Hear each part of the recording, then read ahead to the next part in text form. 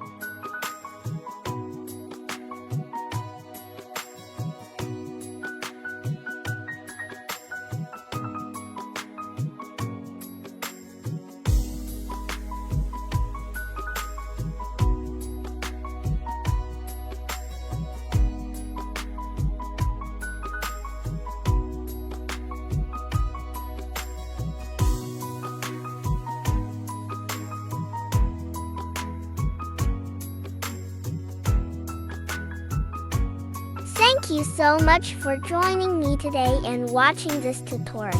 I hope you enjoyed creating this beautiful floral Mehndi design as much as I did. Don't forget to give this video a thumbs up, share it with your friends, and subscribe to my channel for more Mehndi tutorials like this. Until next time, keep spreading love, art, and positivity. Take care everyone.